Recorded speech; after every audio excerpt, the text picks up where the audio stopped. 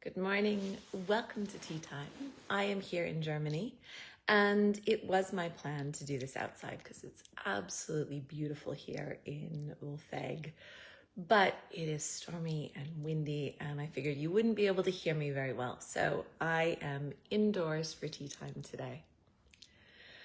I thought this week we would talk a little bit about distraction because I got such a good question in my clinic yesterday that's really had me thinking a lot, and I thought I would share that with all of you. And this is the question about distraction. Why do I teach people to distract their horses when their horses are uncomfortable?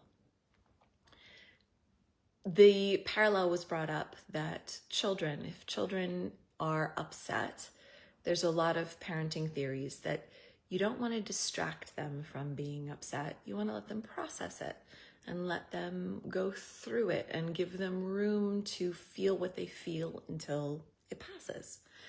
And that's a beautiful theory. I also see some horse trainers using this theory of holding space for horses until the feeling they have that's uncomfortable cycles through and it passes.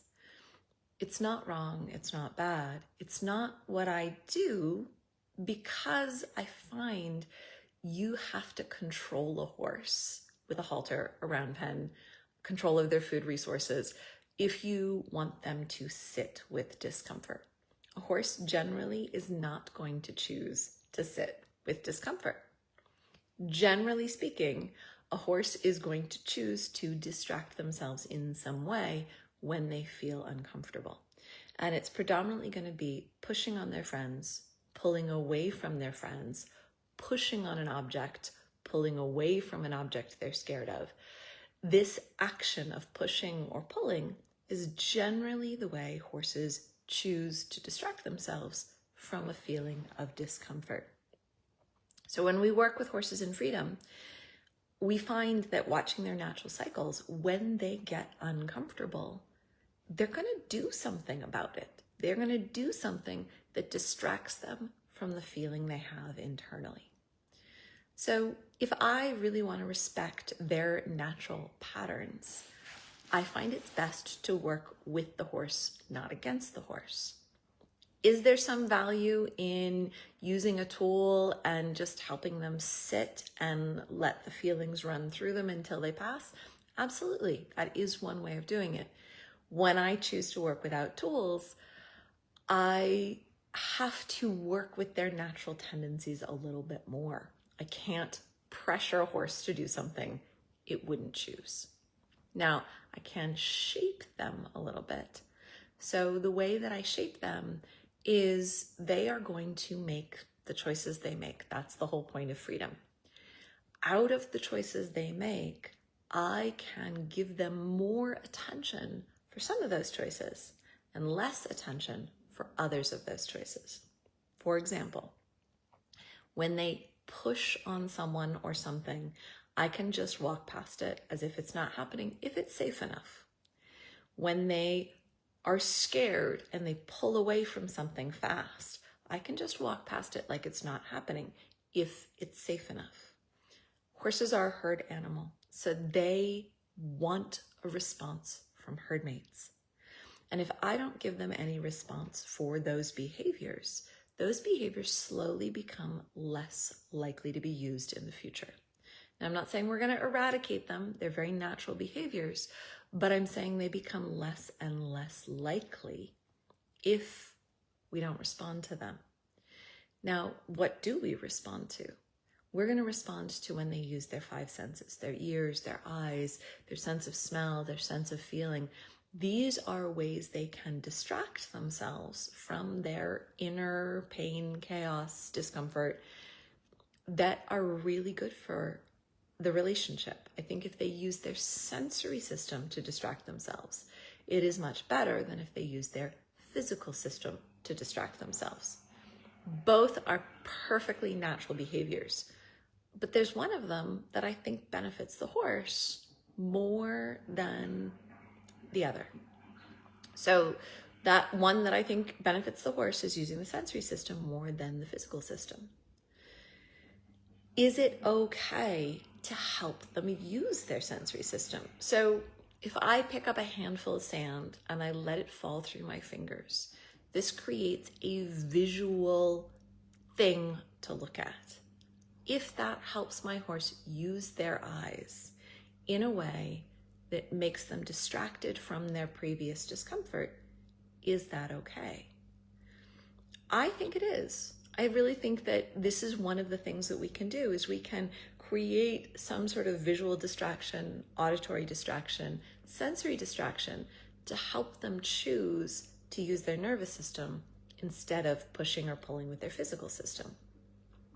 Now, would it be better if the horse could find that themselves without distraction, where I didn't cause the visual stimulus, but they instead just found for themselves something interesting to look at when they were uncomfortable? If one thing makes me unhappy, maybe I'll just change and look at something else that makes me happy. This would be preferable, of course. And I have a lot of places in my training where I make sure to give them space to find their own distraction. If they can't find their own distraction, should I help them or should I not help them? It really depends on how much time we have. I like to think of it as a choice, not a requirement. So I could simply stay out of their way, let them go through the discomfort, and let them solve it however they would like. Then when they solve it in ways that I really like, I can give them attention for that. The follow-up question that came with this is, again, a parallel to parenting children. So ignoring children, that's very painful for children. Children don't want to be ignored. Is it painful for horses to be ignored? Potentially, but this is why we work in a natural environment, ideally in their herd structure. So if they really need attention, they can go get attention from any of their horse herd mates. Is this reasonable if they don't have horse herd mates to get attention from? And that would be one of the reasons I choose distraction. So I would choose to distract a horse if I felt like ignoring them is too painful for them. If being ignored makes them feel worse and worse, then absolutely I will create some visual distraction, auditory distraction, sensory feeling distraction, because I want to show them I understand them. If they do not feel worse by the fact that I'm busy with something else and I'm not giving them any attention, I might choose that to let them stumble on their own answer, find their own way of distracting themselves through their sensory system, that I can then join them in harmony, mark that behavior, and show them that they can change what I'm doing by making a good choice for themselves. I want to let horses realize they can control me. They can have power over the relationship if they do it with their sensory system, not their physical system. This is a really important thing for me. I don't think you're ever going to eradicate a horse's desire to get a response from herd mates. The horse wants responses. If they can't get responses for using their sensory system, they're going to use their physical system and push and pull until they get a response. So this is sort of the premise of the work that I do. And distraction is part of it, simply because when a horse is uncomfortable, they will naturally distract themselves. And they're going to distract themselves until they find something good enough to be comfortable with. So they're going to push, they're going to pull, they're going to move. They're going to just keep looking for distraction until they're satisfied enough to rest again. I can help with that by offering a distraction if ignoring them feels like it would be too difficult. Or I can ignore them and let them problem solve themselves if I feel like that's reasonable for the horse. And I don't think one answer is better than the other. I think it is horse dependent.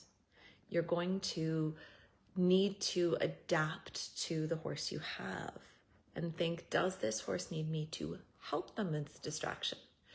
Or is it okay with this horse if I just ignore them until they find their own source of good feeling?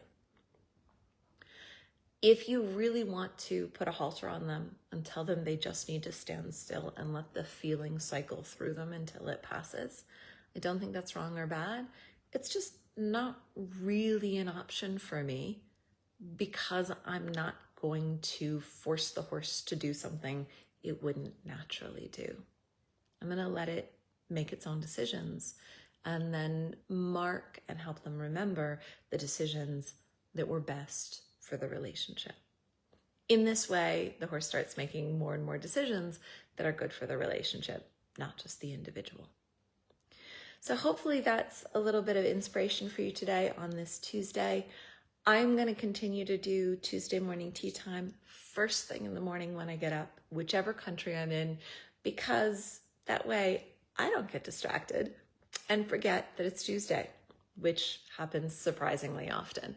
So Tuesday mornings, I'm going to start first thing with tea time. I will post it probably about an hour beforehand when it's going to happen, or maybe the night before. We'll see how that goes. If you guys have a time you'd like me to post that so you know you can look ahead for it, let me know. I will be in Portugal next Tuesday, so I will be filming tea time from Portugal. I'd love to see you there and catch the replay if you can't be there live. Enjoy your day, everyone.